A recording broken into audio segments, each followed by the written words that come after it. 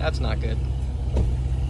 What's up, Grappler fans? I have my wife's 2007 4Runner here that's got an issue I wanted to point out to y'all.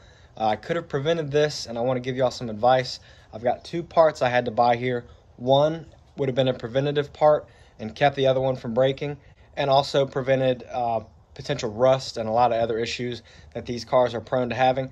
Now we'll get right into it. I'll show you what I recommend checking on your 4Runner or any other vehicle that has a roll down back glass.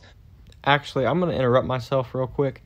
These Toyotas have another thing that's not really focused on in this video that I think is worth mentioning: the timing belt. Now, the older Toyotas, like my 92 Toyota pickup, has a 22RE 4-cylinder with a timing chain. Now, those were known for getting worn out over time and actually breaking, causing catastrophic failure. They went with a timing belt, a little bit easier to replace, but still does need to be replaced. So if you got over 100,000 miles on your 4Runner, I'd go ahead and replace it. Give yourself peace of mind. So this seal right here on the bottom of the back window is prone to getting worn down, and I will roll this window down here, and you can see, and you can do this either with the key or the actual key fob by locking it and then holding that down. But we'll go ahead and roll her down, and as you can see, this guy is totally dry rotted and not even touching the glass. You can see how much room it has between the glass and the actual seal, and it's just kind of flopping around. With it rolled up too, it's a similar situation. I'll roll it up some. Let's see here. It's harder to see this way, but it's not even touching it. So with that, water has been getting down into this hatch, and I've got a clip of this thing full of water.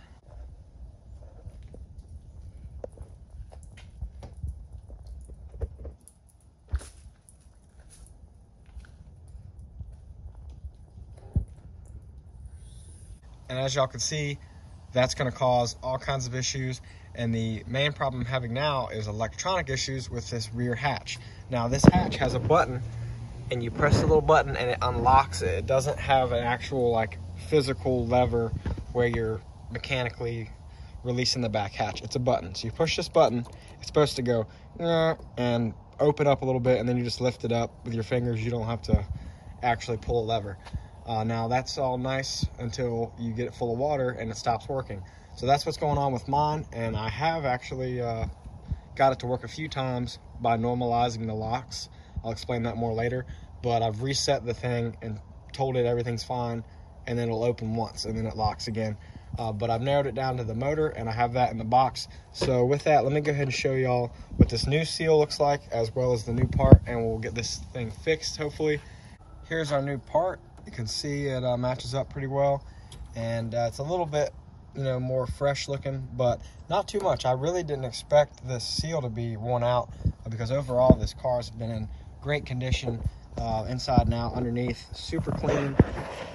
07 4Runner with about 200,000 miles, but the frame and everything is just spotless on this. So I didn't think much of it. Totally didn't check this part.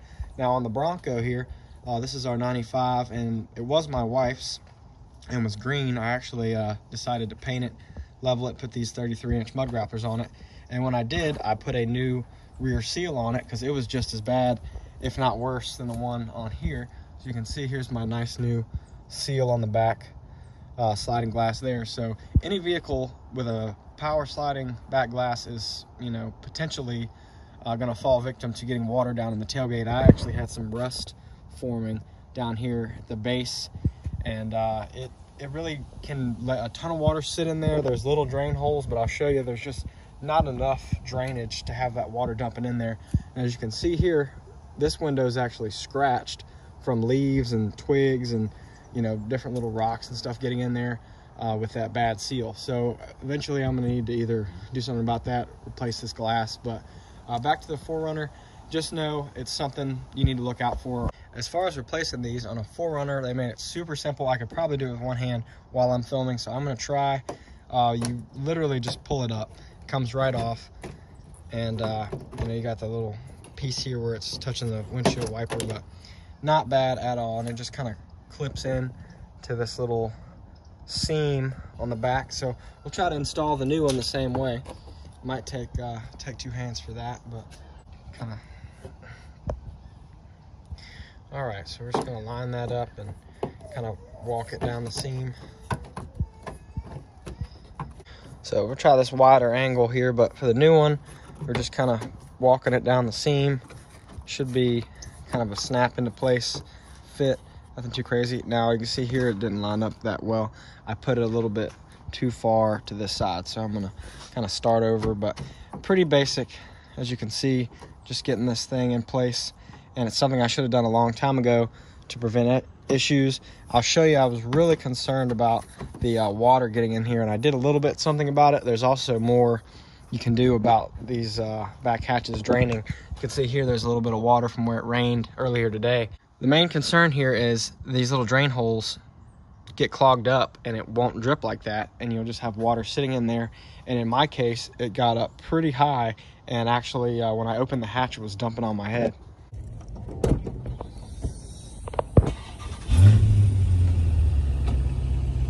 That's not good. So now I've rolled this back glass up, and you can see that the seal is nice and tight. Got no gaps here. I'll roll it back down. Y'all can see how well it clears there, but you can see it's sliding down, and shouldn't affect the sticker or anything. The stickers are meant for going up and down these seals, so no concerns there. But it's still tight enough to keep water from just dumping down into the back hatch there. So quick fix there. I recommend everybody with a 4Runner check theirs. It takes you 5 minutes. This thing was like 40 bucks. You can get it from Toyota. You can get it online. I might have a link below if I can find it, but really easy thing I should have replaced a long time ago, this back hatch window seal.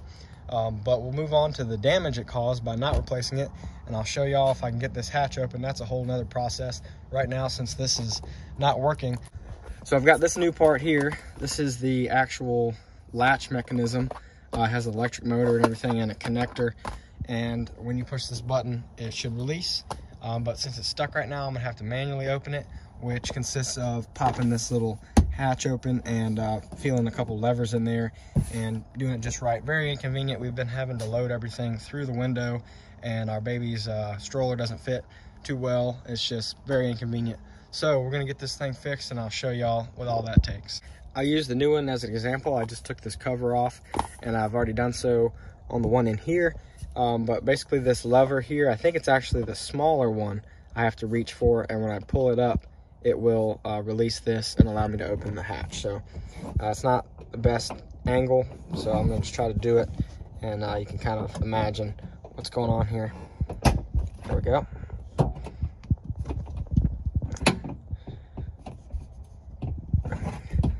Did something, but still,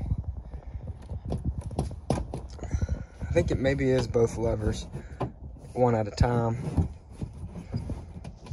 Yeah, this is super inconvenient. The first time this happened to me, I had my mountain bike in the back, and I was trying to go riding, and I was sitting here fumbling with this for the longest time. Okay. And I've already forgotten how to do it the right way. Right now it feels like I've got it, so I'm pulling the little lever up while pushing the big lever down, and it is quite the uncomfortable position, but with that I can get this thing open, and I'll show you here. Now I've pulled the rubber plugs that are normally here and here, and just temporarily get me by until I can get the new seal, but I think I'm going to leave them out because that just helps. As you can see, this is a higher part here, and that's a little bit of a low spot, and that's where water will drip out just like that onto your bumper and onto the ground instead of staying in there and ruining this latch mechanism. So now I have to get this cover off and throw that new motor in there. Definitely a pain. This is the normal drains here, which you can see get pretty full of dirt. There's some leaves and junk trying to come out of there, and then this little one here, it's just not enough. So I'd recommend pulling these rubber plugs out. As well, if you really wanted to, you could bend these and make them a little bit bigger. Just be careful you don't, mess the paint up too much to where it's bare metal. But this is a definite rust spot. Nothing's happened here, but I know this will rust eventually if I never fix this. Now I've got both covers off. There's a tiny one here by this little lanyard, and it's got a 10mm bolt that needs to come out. I sent that one a little bit, wouldn't you say? So that piece just had a bunch of plastic clips, so I just had to pull it straight away from the hatch and then kind of lift up over this edge here. You can see here is the motor for this little latch here. Looks just like that guy. And we're gonna start taking the bolts out for it, and it has this one electrical connector, which hopefully is identical to this one, if I got the right part. We just had this clip here for the cable, 10mm guy right there, and then I popped a little plastic cover off, threw it on the ground for the latch, and then we've got 3 more 10mm right here. Looks like they kind of keep it straight in there and also keep it snugly in place.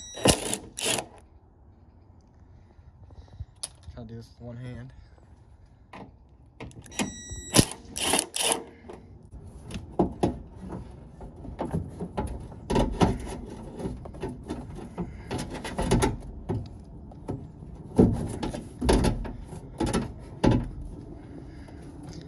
All right, probably should have fed that through first, because doing this with one hand.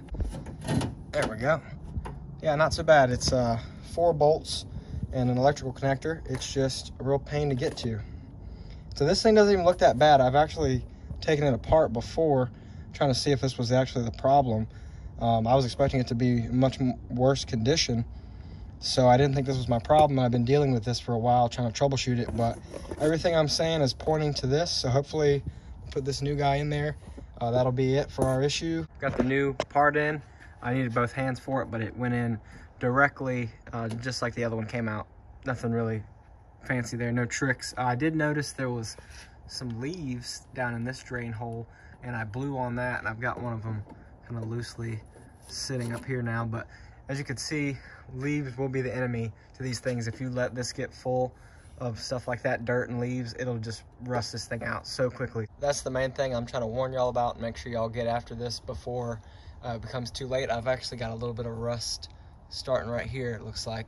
Actually, no, we're in luck. That's just dirt too. So been super lucky so far with how much water was sitting in this thing. It hasn't started to rust living near the beach. But I'm gonna go ahead and close this thing. I made sure I didn't leave my keys in it in case it didn't work. And if it doesn't, I'll show you what you need to do to normalize the locks. All right, that is a very satisfying sound. As you heard, it closed down, but I did just hear a secondary sound, which may not be good. So we'll see if this thing actually opens. Yeah, it did not. So I'm gonna try normalizing the locks. And to do that, you're gonna disconnect the battery, and I'll go ahead and show you all that whole process. And basically, oh, it's locked, but I have my keys, luckily. To normalize the locks, you're gonna disconnect the battery for at least 5 minutes, and luckily this is a 10mm on this as well. The only thing I've needed for this so far has been a 10mm, which is super convenient, as long as I don't lose it. All right, so we'll get those off and let it sit for a little bit, let it kind of reset and forget everything, because right now it thinks there's a bad part installed and it's just not wanting to let it work. Running out of daylight here, but to normalize the locks, I've got the battery reconnected, put it on accessory, so where you don't start the car but all the lights come on. We're gonna roll all the windows down and back up fully. And a good way to tell if you did it right is to open the sunroof, and you'll see typically the sunroof will stop when it gets to the back, but or when it gets to the forward position, but you'll see this time it'll probably go tilt as well, because the tilt button is getting reprogrammed here. Yeah, see how it keeps going? That's because I'm normalizing it. So now that's been normalized. We'll do the same thing here. As of right now, the auto feature does not work until we go all the way down and back up. And we'll do that with all the windows, just to make sure everything's working good there, including the back window. And then we'll try out our back hatch and see if it wants to work again. So while leaving the key on accessory, I'm gonna try to open this and see how it goes. Oh, we are not looking good. It's not working at all right now. So we might not have fixed our problem yet. After playing with it a little bit more, I realized I just hadn't unlocked the door. So now that I unlocked it, should work. All right, so we've got this thing fully functional now. I'm gonna put it back together. I need to put this cover back on here as well as the seal on the inside, because right now my back glass is kind of bouncing around in there. So we'll gently close this and it should latch itself. All right, I think it's fixed. Thank y'all so much for watching. Let me know if y'all have any questions or suggestions for the channel. And be sure to come back for some content on my Bronco, as well as my 1967 6.7 Power Stroke swap. Oh, there she is.